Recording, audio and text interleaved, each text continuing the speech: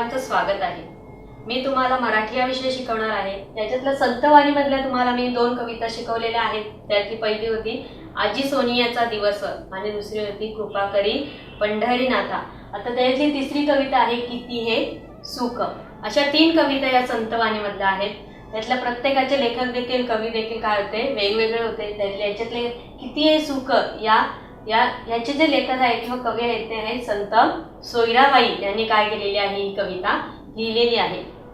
आता बघूया तुम्हाला ह्या कवितेमध्ये काय सांगितले। पहिल्यांदा मी थोडंसं तुम्हाला स्पष्टीकरण सांगते की जी लोक काय झालेले संसारात गुंतलेली आहेत, संसार करता करता त्यांना देवाचा पूर्णपणे काय झालेला आहे विसर पडलेला आहे, अशा लोकांच्यासाठी सोयराबाईंनी काय सांगितले की तुम्ही थोडं तरी परमार्थ करा, थोडं तरी काय करा देवाचं नाव घ्या, तेव्हा तुमची जन्म काय होईल, तुमचा जन्म जो आहे तो सार्थक होईल। पण ह्या कवितेमध्ये जे सांगितले आहे ते प्रत्येक जण काय करत आहे फक्त संसार संसार आणि संसार, देवाचा प्रत्येकाला काय पडलेला आहे विसर पडलेला आहे। म्हणून संत सोयराबाईंनी ही कविता आपल्याला संसार करता करता प्रपंच करता करता काय केला पाहिजे परमार्थ देखील केला पाहिजे, याच्यासाठी ही कविता सांगितली। तुम्हाला एक मी छोटीशी गोष्ट सांगते की 2 मित्र होते। ते मित्र काय दोघांचे एकदम खूप मैत्री असायची। मैत्री असून देखील ते काय करायचे दोघं शाळेत असताना एकत्र फिरायला जायचे, अभ्यास करताना देखील एकत्र करायचे।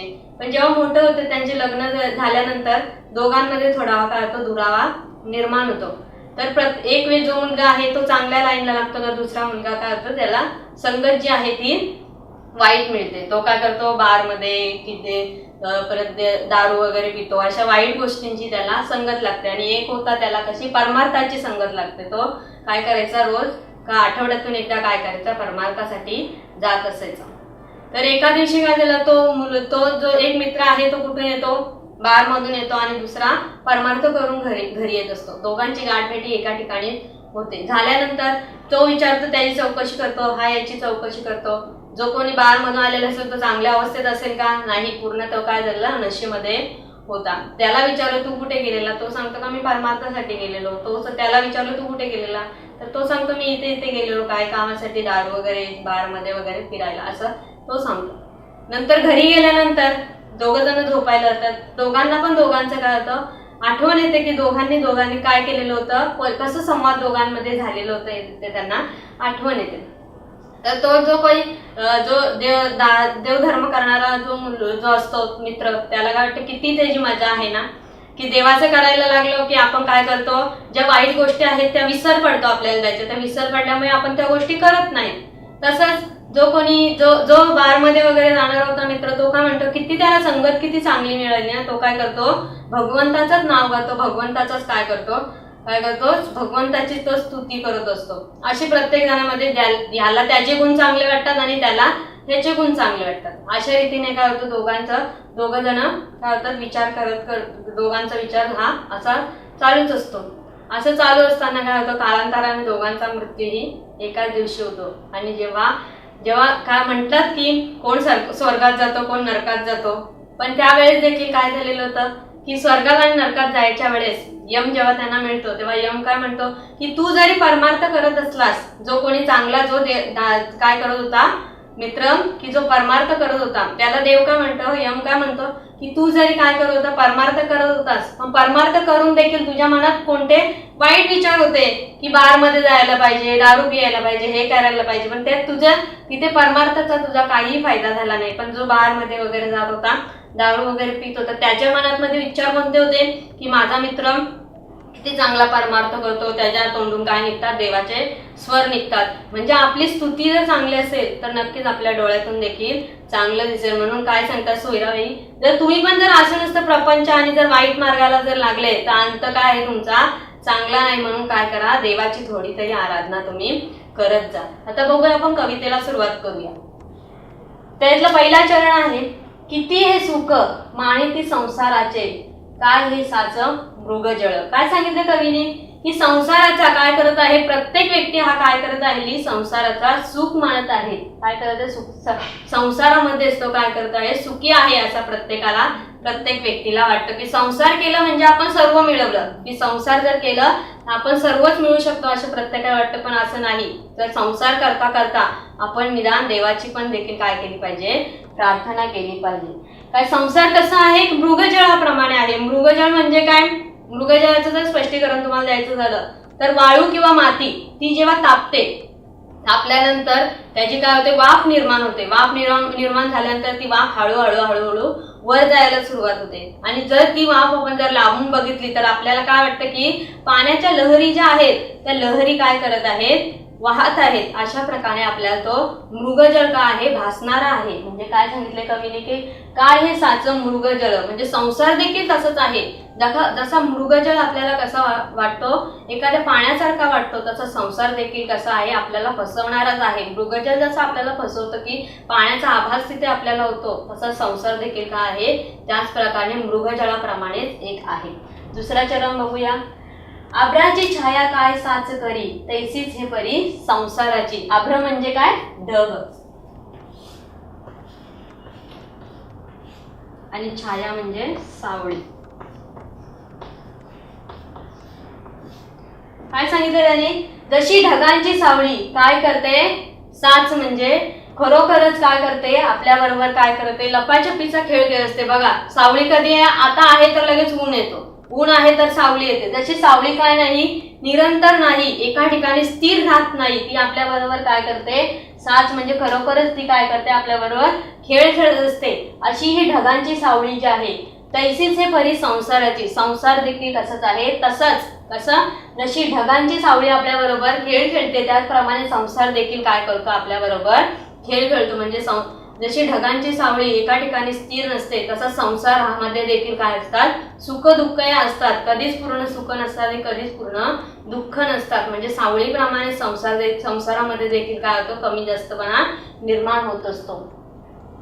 मी आणि माझे वागती भारत, पुढील विचार न करिता. काय करतो, आणि प्रत्येक व्यक्ती आधी काय करतो की मी हे केलं, मी ते केलं, मी असं करेन, मी तसं करेन. प्रत्येक जण काय करत असतो की मी पणावरती प्रत्येक जण आता काय आहे, जगत आहे.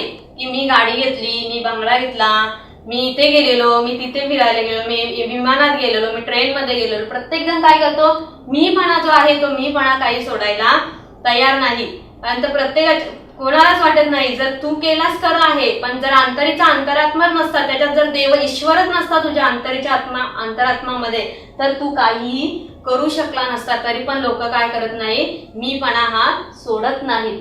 मी आणि माझे काय आहे, माझ्याकडे हे आहे, मी असा करू शकतो, माझ्याकडे भरपूर पैसा आहे म्हणून मी काहीही करू शकतो. मी आणि माझे असं काय करत आहे, प्रत्येक जण याचे भार काय आहे, स्वतःच्या डोक्यावरती घेऊन काय करत आहे, संसार हा करत आहेत. म्हणून त्यांना काय, मी आणि माझे याच्यामुळे काय होत आहे की त्यांना परमार्थाची काय होत नाही, परमेश्वराची आठवण येत नाही.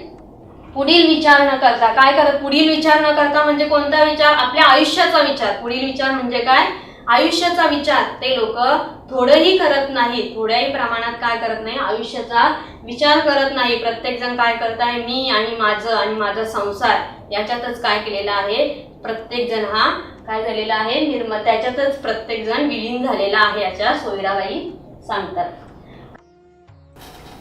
का हे गुंतले स्त्री पुत्र धन, काही वासना न सुटे यांची. काय सांगितलंय कवीने की काय आहे, की काय आहे, प्रत्येक जण काय झालेलं आहे, आता स्त्री पुत्र आणि धन या तीन गोष्टीतच काय झालेलं आहे, गुंतलेला आहे. प्रत्येकाला वाटते की माझ्या स्त्रीला सुख मिळावं, तिला ज्या पाहिजेत त्या गोष्टींची काय हो, पूर्तता व्हावी. माझ्या मुलाला देखील चांगल्या ठिकाणी काय मिळावं, ऍडमिशन मिळावं. तसंच मुलगा जो आहे तो काय करावा, चांगल्या पदवीवरती राहावं, त्याला काय पाहिजे ते व्यवस्थित सुख सुविधा मिळाला, अशा प्रत्येक जणाला वाटत. आणि धन ही तर प्रत्येकाचीच काय आहे, गरज आहे. पैशासाठी माणूस काही करू शकतो. म्हणजे काही करू शकतो म्हणजे काय, वाईट मार्गाचा अवलंब करूच नाही पैशासाठी, पण चांगल्या गोष्टी देखील करून देखील काय करतो, कोण आपल्या मुलाला जर ऍडमिशन घ्यायचे असतील, पैसे नसतील तर काय करतात, काही जण ओव्हर टाइम करतात, ओव्हर टाइम मध्ये काय करतात, पैसे कमवतात. काही जण ट्युशन्स घेतात, काही काय करतात, फावळा वेळ काढून काय जर शिलाई काम होत असेल तर तो करतात. म्हणजे धनासाठी देखील प्रत्येक जण काय झालेला आहे, लोभी झालेला आहे. पण हे सर्व करत असताना परमेश्वराची आठवणी प्रत्येकाला कुठेच होत नाही. काहीही वासना सुटे यांची. काय होत नाही, काहीच वासना. प्रत्येकाची वासना म्हणजे काय, इच्छा. प्रत्येकाची वासना जी आहे ती काय होत नाही, सुटत नाही. पण काय झाली पाहिजे, वासना ही प्रत्येकाला असावी, प्रत्येकाला वाटायला पाहिजे की आपल्याकडे पण धन असावं, आपल्याकडे गाडी असावी, बंगला असावं, स्वतःचं सर्व असावं. पण असून ते देखील करून देखील काय करावं, निदान तुम्ही परमेश्वराचा अर्धा तास का होईना, 24 तासामधून अर्धा तास किंवा 15 मिनिटं जरी तुम्ही नामस्मरण केलं किंवा त्याची जर चांगल्या रीतीने जर त्याची उपासना केली, त्याचं जर नाव घेतलं, तर नक्कीच काय होईल, तुमचा संसार आणि परमार्थ हे दोन्ही काय होतील, व्यवस्थितरित्या चालू शकतील. पण प्रत्येक जण जो आहे तो कशातच गुंतलेला आहे, फक्त संसार आणि संसार याच्यातच गुंतलेला आहे, असे सोयराबाई आपल्याला सांगतात. आता शेवटचा चरण जो आहे त्याच्यामध्ये पूर्ण काय केलेलं आहे त्याने, आपल्याला सोयराबाईंनी ह्या कवितेचं पूर्ण सार त्याच्यामध्ये लपलेला आहे. सोयरा म्हणे अंती कोण सोडविलं. अंती म्हणजे काय, शेवटच्या क्षणी जेव्हा आपण आपला शेवटचा अंतदिवस असतो, मरण्याचा दिवस असतो, तो शेवटचा अंती कोण आपल्याला त्यावेळेस सोडवणार नाही. काय सोडवणार नाही की सोयराबाईंच्या मते जर तुम्ही परमेश्वराचं नाव जर घेतलंच नसेल तर शेवटच्या क्षणाला देखील तुम्हाला कोणीही सोडवणार नाही. फजिती होईल जन्मोजन्मी. जर आपण वाईट कर्म केलं तर म्हणतात की परत 84च्या योगामध्ये आपल्याला फिरावं लागतं. 84 जर जन्म घेतले आपण तेव्हाच आपल्याला मनुष्य देहाची प्राप्ती होत असते. म्हणून मनुष्य देह हा एवढा अनमोल आहे की त्या जागी काय केलं पाहिजे, तुम्ही नक्कीच काय केलं पाहिजे, परमार्थाचं नाव घेतलं तरच तुम्ही काय होऊ शकता, सुटू शकता. म्हणून जन्मजन्मीचा जर तुम्हाला फेरा फिरायचं नसेल तर काय करा, तुम्ही परमार्थाचं देवाचं नाव घ्या. आता तुम्हाला एक थोडीशी जन्मजन्मीची आणि फजिती कशी होते माणसाची ते मी तुम्हाला थोडंसं सांगते. वाल्मिक ऋषी हे सर्वांना माहिती असेल, ते वाळ्या पोळी म्हणून त्यांना ओळखलं जातं. ते काय करायचे, आपल्या मुलांचं आणि बायकांचं पोट भरावं म्हणून ते काय करायचं, रोज एका माणसाचे काय करायचे, हत्या करायचे. हत्या करून त्याच्या घरी जेवढं काही धन असेल, पैसा जेवढं काही मिळेल तेवढा घेऊन यायचा, बायकोच्या हातात द्यायचा. बायको काय करायची, ते विकायचे आणि त्याच्यातून येणाऱ्या पैशामध्ये मुलाला आणि त्यांना काय करायची, खायला देत असायची, जेवण करायची त्याच्या म्हणजे त्याच पैशामध्ये. तर एके दिवशी काय होतं, असा तो वाल्मिक ऋषी पण किंवा वाळ्यापोळी असा होता, तो काय करायचा की जर एक माणूस मारला तर काय करायचा, मोठा त्याने एक घडा होता त्याच्यामध्ये एक दगड जाऊन टाकायचा. म्हणजे मी आतापर्यंत किती लोक मारली हे त्याला कळावं म्हणून तो काय करायचा, त्या रांगणामध्ये एक घडा जाऊन टाकायचा. पण जेव्हा त्याचा अंतिम दिवस येतो तेव्हा त्याला यम भेटतो आणि यम का म्हणतो, का रे तू एवढी खून का केलीस, एवढ्या मारामारी का केल्यास, लोकांना त्रास का दिलंस. तर तो म्हणतो का मी हे सर्व केलंय कोणासाठी केलं, माझ्या बायका आणि मुलांसाठीच केलं. तर जेव्हा बायकोला विचारलं काय म्हणजे बायकोला विचारलं जातं की तू याच्या अर्धा वाटेकरी होशील का, म्हणजे याच्यावरती जेवढे पाप आहेत ते त्याच्यातले अर्धे पाप तुझ्या याच्यावरती कार्डावरती जमा केले तर चालतील का. तेव्हा ती बायको का म्हणते की मी तर केलेच नाही, मी काय केलं फक्त आणखीन त्याचा पैसा घेतला आणि त्याचं काय केलं, फक्त जेवण बनवून त्यांना खायला घातलं, मी थोडी नाही मारामारी केली किंवा खून केलं. असे तेव्हा बायको त्याची उत्तर देते. मुलाला विचारतात की तू होशील का रे याच्या बापाचा अर्धा वाटेकरी. तो म्हणतो मुलगा मी पण नाही होणार, कारण तर मी थोडे खून केलेत, माझ्या केलेत ते कोणी केलेत, त्यानेच केलेत. म्हणून अशा वेळेस काय होतं की त्याने देखील काय केलेलं होते, वाईट कृत्य केलेले होते. मग कोणासाठी केलेले होते, आपल्या बायका आणि मुलांच्यासाठीच केलेले होते. पण त्या शेवटच्या क्षणाला देखील आपल्याला कोणच काय करत नाही, तेव्हा काय होते, आपली फजिती होते आणि आपल्याला तेव्हा देखील आपला कोणीही सांभाळ करू शकत नाही. म्हणून सोयराबाई म्हणतात की जर तू देवाचं नाव घेतलं नाहीस आणि असंच जर तू काय करत राहिलास, असंच जर तू जर वाईट कृत्य जर करत राहिलास तर काय होईल, सोयरा म्हणे शेवटी कोण सोडविलं तुला, शेवटी कोणीही सोडवणार नाही आणि अशीच फजिती तुझी जन्मोजन्मी होत राहील. अशा रीतीने जी आपण कविता बघितली त्याच्यामध्ये 5 चरण होते, त्या 5 चरणांचं स्पष्टीकरण मी तुम्हाला सांगितलेलं आहे आणि ती तुम्हाला नक्कीच समजलेली असेल. साध्या आणि सोप्या भाषेमध्ये मी तुम्हाला शिकवलेली आहे. आता आपण याची बघणार आहोत प्रश्नांची उत्तरं. No more spending your energy and money on coaching classes or missing classes for rain, for rally and any other nonsense. Subjects covered by multiple teachers with repeat telecasts. Doubts, concepts, applications, no problem. All explained through great and significant animation. So sit back comfortably in your home and watch Study Spectrum TV channel.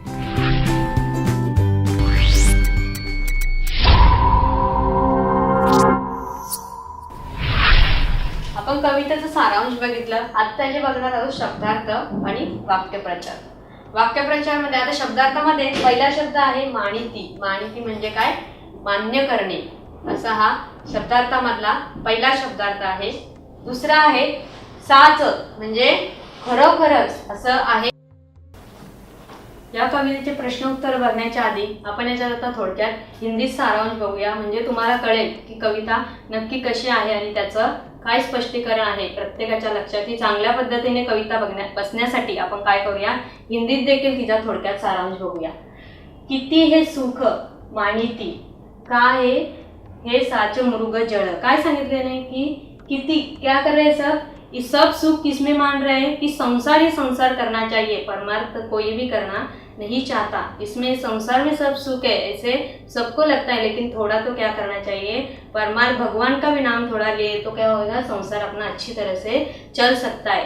इसलिए कवि कह रहे हैं कि हर जन क्या कर रहा है, किसमें सुख मान रहा है अपना, कि संसार में ही अपना सब सुख है.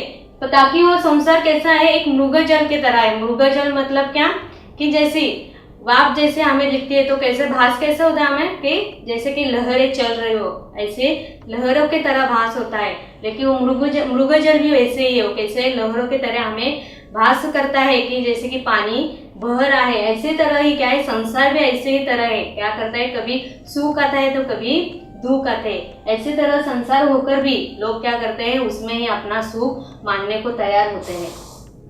अपराची छाया काय साच खरी तैसी है परी संसाराची. मतलब क्या कहा है इसमें, कि जैसे आकाश की छाया रहती है वो कि हमारे साथ क्या करती है, छुपा छुपी का जैसे खेल खेलती है, वैसे क्या किधर उजड़ रहता है तो किधर अंधेरा रहता है. ऐसे ही तरह अपराची छाया जो है वो क्या करती है, हमारे के साथ खेल खेलते. वैसे ही क्या है, संसार भी वैसा ही है, हर जगह वो स्थिर नहीं है, किधर दुख देखने को मिलते हैं तो किधर सुख रहता है. इसी तरह ऐसा संसार होकर भी क्या कर रहे, कवि क्या कहते हैं कि हर जन क्या करते हैं कि संसार में ही सब लिपटे हुए हैं.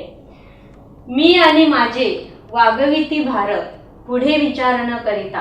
काय सांगितले की पुढे क्या कहा है उन्होंने कि मैं हे करूंगा, मैं वो करूंगा, मैं ऐसा करूंगा, मैंने ये किया है. हर जन क्या करता है, मैंने क्या किया है वही सब क्या कर रहे हैं, बता रहे हैं. और क्या कर रहे हैं, माझे वागविती भार मतलब क्या, कि मेरा ये है, मेरा बंगला है, मेरी गाड़ी है, ऐसे सब क्या कर रहे हैं, अपने तरफ ही सब सोच रहे हैं. लेकिन ऐसा कोई नहीं देख रहा है कि अगर अंतर में हमें भगवान नहीं होता तो हम कुछ भी नहीं कर सकते. इसलिए उसका नाम हमें लेना ही चाहिए. संसार तो सबको करना है, लेकिन थोड़ा बहुत क्या करना है, भगवान की पूजा भी हमें करनी चाहिए. ऐसे कवि हमें कहते हैं.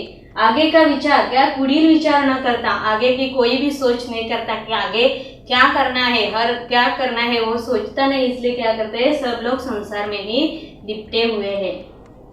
काहे गुंतले स्त्री पुरुष धन काही वासना न सुटे यांची. क्या कहा है उन्होंने, काहे गुंतले, सब किसमें गुंतले हैं, कि स्त्री पुत्र और धन.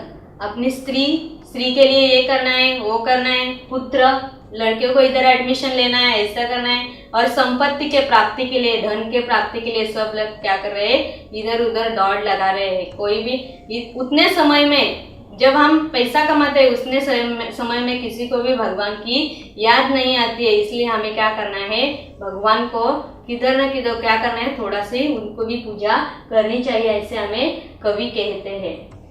काही वासना सुटे यांची. कौन सी वासना हमें नहीं छूट रही है, कि स्त्री के सुख के बारे में, पुत्र के सुख के बारे में और धन के सुख के बारे में, ये तीनों के बारे की जो वासना है वो वासना किसी की भी अभी तक छूटती नहीं है. वो वासना ऐसे ही क्या है, स्थित है. क्योंकि संसार ही सबको क्या लगता है, संसार अगर अच्छा किया है तो हम सब सफलता पा सकते हैं, ऐसे सबको लगता है. लेकिन कवि का मानना ऐसे है कि ऐसा नहीं होता है, कि भगवान जब भी हमारे साथ होता है तभी क्या कर सकते हैं हम, संसार भी हमारा अच्छी तरह से चल सकता है. सोयरा मने अंती कोण सोडविल काय फजेती होईल जन्मोजन्मी. सोयरा मतलब कवि का नाम है. ये क्या बोल रहे हैं कि अंत के काल में हमें, अगर हम सिर्फ संसार ही करते रहे, भगवान का नाम लिया नहीं, तो जब अंत काल रहता है, लास्ट का दिन रहता है, तभी हमें क्या नहीं होगा, कोई भी उसमें से हमें बचाएगा नहीं. और हर जन्म में हमारी ऐसी ही फजेती होएगी. मतलब फजेती होएगी मतलब क्या, कि हर जन्म जन्म में कि जो फेरे रहते हैं वो फेरे हमें फिर से घुमाने पड़ेंगे और जब भी वो फेरों के बाद भी पर कोई हमें उसमें से छोडेगा नाही, ऐसे सोयरा कहती आहे. आता याच्यानंतर तुम्हाला हिंदी सारांश देखील समजला असेल आणि यांच्यानंतर आता बघूया या कवितेमध्ये कोणकोणते अवघड शब्द आणि कोणकोणते वाक्प्रचार आले त्याची आपण माहिती घेऊया. No more spending your energy and money on coaching classes or missing classes for rain, for rally, and any other nonsense. Subjects covered by multiple teachers with repeat telecasts. Doubts, concepts, applications, no problem. All explained through great and significant animation. So sit back comfortably in your home and watch Study Spectrum TV channel.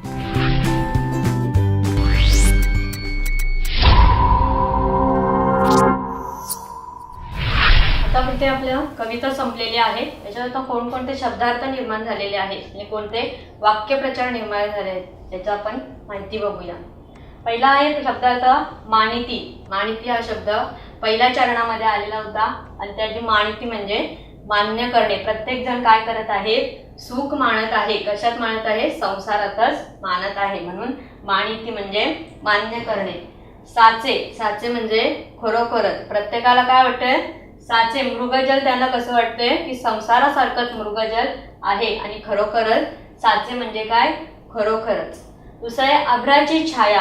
अभ्राची छाया. अभ्राची म्हणजेच काय, ढगांची छाया. म्हणजे अभ्र म्हणजे काय, ढग. छाया. छाया म्हणजे सावळी.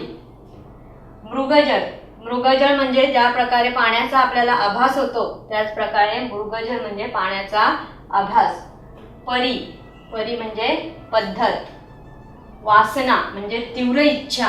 काय होते की संसारामध्ये सुख मिळावं याच्यासाठी प्रत्येकाची वासना ही चालूच असते, म्हणून तो वासना म्हणजे काय, तीव्र इच्छा. अंती. अंती म्हणजे शेवटी. जन्मजन्मी म्हणजे प्रत्येक जन्मी. आता बघूया वाक्यप्रचार.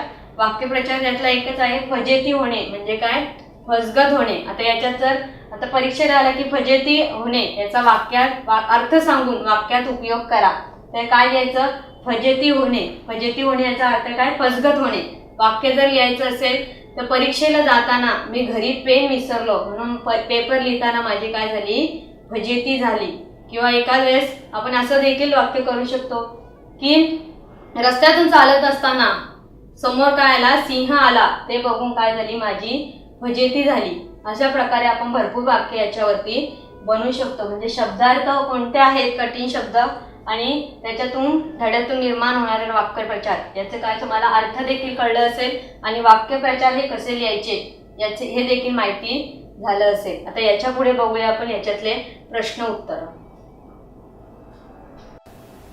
आता आपण या कवितेतले प्रश्नांचे उत्तर कोणते आहेत ते बघूया. याच्यातला पहिला प्रश्न आहे, प्रश्न पहिल्यातला आहे, रिकाम्या जागी कंसातील योग्य शब्द वापरा. आपल्याला काय करायचं आहे की रिकाम्या जागा पूर्ण करायच्या आहेत आणि कंसात जो कोणता आपला योग्य शब्द वाटतो तो त्या ठिकाणी आपल्याला लिहायचा आहे. म्हणजे कवितामध्ये आलेली ही ओळ आहे, या ओळीमधला जो आपल्याला योग्य शब्द कोणता आहे ते आपल्याला पर्यायीमध्ये 3 शब्द दिलेले आहेत, त्यातला एक जो शब्द आहे तो या रिकाम्या जागेसाठी योग्य आहे. त्याची पहिली रिकामी जागा आता आपण बघूया.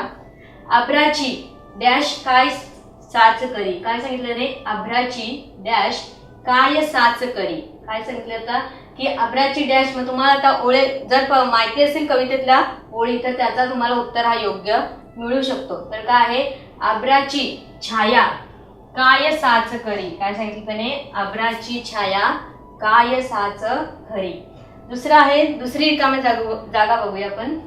मी आणि डॅश वागविती भार. काय सांगितलं त्याने की मी आणि डॅश वागविती भार. तर याच्यातलं जर तुम्हाला योग्य उत्तर कोणतं वाटतं तर तो आहे मी आणि माझे वागविती भार. तर याचं उत्तर कोणतं आहे, माझे. अशा रीतीने आपल्याला ह्या कवितेमध्ये 2 रिकाम्या जागा कवीने दिलेल्या होत्या. त्यातलं पुढचं बघूया की प्रश्न दुसरा आहे, त्यातलं अ. खालील प्रश्नांची प्रत्येकी एका वाक्यात उत्तरे लिहा. काय करायचं आपल्याला, फक्त एका वाक्यामध्ये या प्रश्नाचं आपल्याला उत्तर लिहायचं आहे. पहिला प्रश्न आहे, संत सोयराबाई यांच्या मते संसाराचे सुख कशासारखे आहे? काय सांगितलं त्याने प्रश्न? परत वाचूया आपण. संत सोयराबाई यांच्या मते संसाराचे सुख कशासारखे आहे? तर कशासारखे आहे? तर संत सोयराबाई यांच्या मते संसाराचे सुख हे मृगजळासारखे आहे. कशासारखे आहे? तर मृगजळासारखे याचे काय आहे?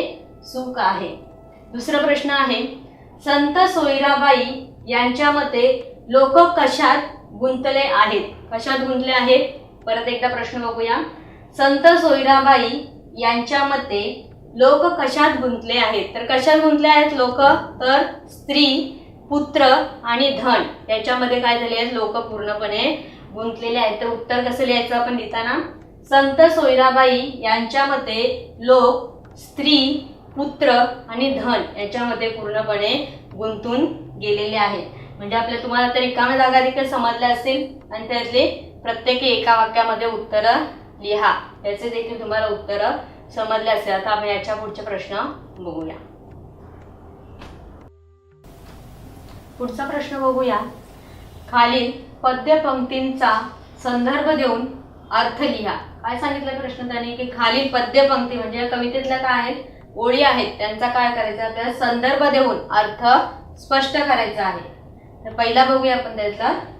अभ्राची छाया काय साच खरी, तैसीच हे परी संसाराची. काय सांगितलं त्याने? की अभ्राची छाया काय साच खरी, तैसी हे परी संसाराची. आता संदर्भात सहित आपण स्पष्टीकरण लिहिताना आपण काय करतो? पहिल्यांदा संदर्भ लिहितो.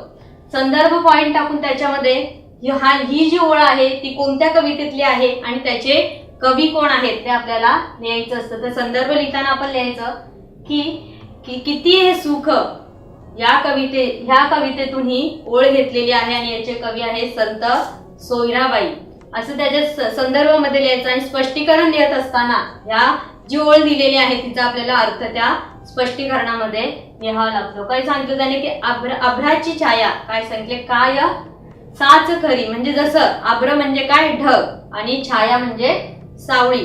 अभ्राची छाया जशी काय करत असते? आपल्या सोबत जशी खेळ खेळते, कुठे ऊन असतं तर कुठे सावळी असते, अशा पद्धतीने देखील संसार देखील कसा आहे? तसाच आहे. आपल्या बरोबर देखील संसार काय करत असतो? खेळत असतो.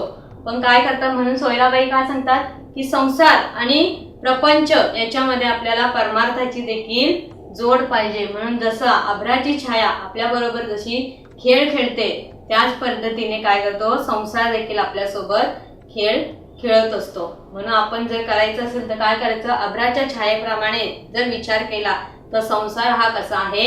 आपल्यासाठी मौल्यवान नाही आहे. तर संसाराबरोबर जर आपण परमार्थ जर व्यवस्थितरित्या केला तर काय होईल? आपल्या संसारासाठी नक्कीच त्याची जोड होईल. म्हणजे एवढंच कवीचं म्हणणं आहे की तुम्ही संसार तर कराच, पण संसार करता करता काय करा? परमार्थ देखील करा. आपण असे ह्या कवितेच्या 2 ओळीतून त्याचा अर्थ स्पष्ट होतो. आता त्यातला पुढचा प्रश्न बघूया. खालील प्रश्नांची उत्तरे 50 ते 60 शब्दात लिहा. आपल्याला काय करायचं आहे? की ह्या प्रश्नाचं उत्तर जो आहे तो 50 किंवा 60 शब्दामध्ये त्याचं उत्तर आलं पाहिजे. तर प्रश्न बघूया. संत सोयराबाई यांनी संसाराची तुलना मृगजळा बरोबर कशी केली आहे? काय सांगितलं त्याने प्रश्न? की संत सोयराबाई यांनी संसाराची तुलना मृगजळाबरोबर कशी केली आहे? आता मृगजळ म्हणजे सर्वांनी मी सांगितलेलं आहे आधी. मृगजळ म्हणजे काय? जसं आपल्याला पाण्याचा आभास होतो त्याचप्रमाणे त्यालाच काय म्हणतात?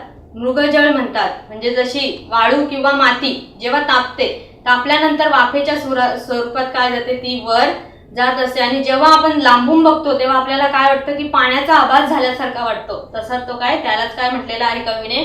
मृगजळ. तसंच काय सोयराबाई म्हणतात की संसार हा देखील कसा आहे?